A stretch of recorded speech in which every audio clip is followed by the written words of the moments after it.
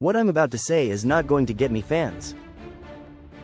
But I believe truth is worth a few dislikes. By the title, some of you already guessed, yes, this is about a famous Marxist term, false consciousness. Hang on, I'm not a fan of Karl Marx. Not a communist, not a socialist. But I think we can learn a thing or two from anyone. As destructive as Marx's overall philosophy was, we've got to give credit where it's due, the man was an intellectual.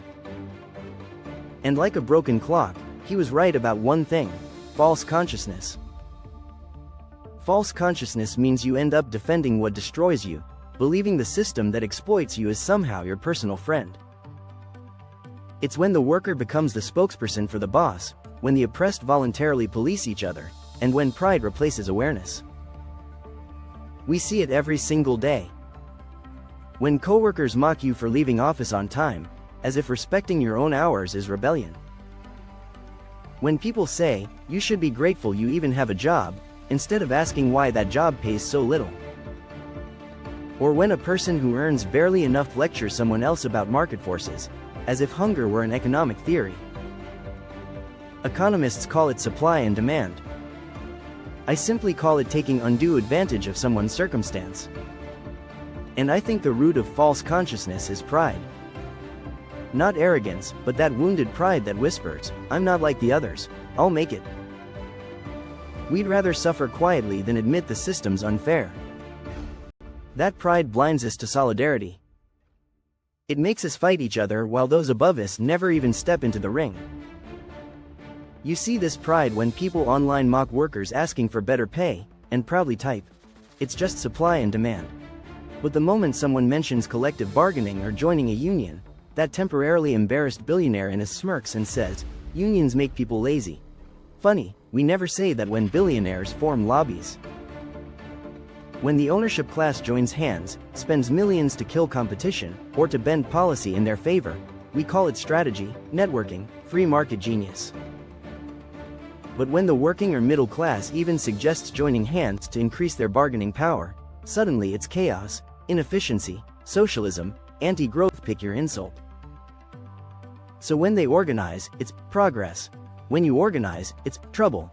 That's not economics, that's conditioning. That's false consciousness in 4K. We see it when fresh graduates celebrate getting an unpaid internship and defend it as exposure. When delivery workers ride in the rain and someone rates them 4 stars because the fries were cold.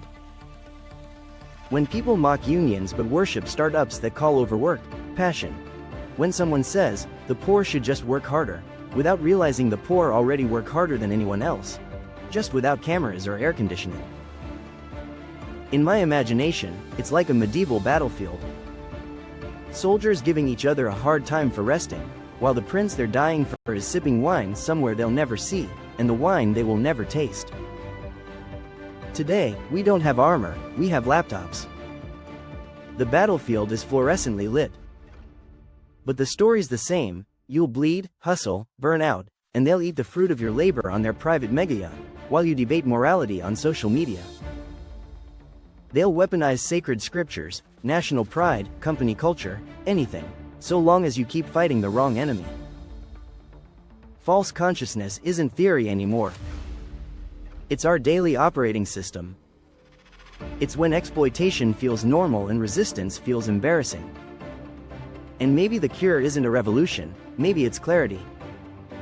To see pride for what it is, the software of control. To realize that solidarity isn't weakness, it's defense. And to remember, you don't owe loyalty to the system that profits from your exhaustion.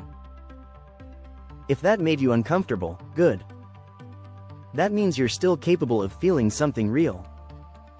Like, share, subscribe, and maybe, just maybe, let's stop mistaking obedience for wisdom.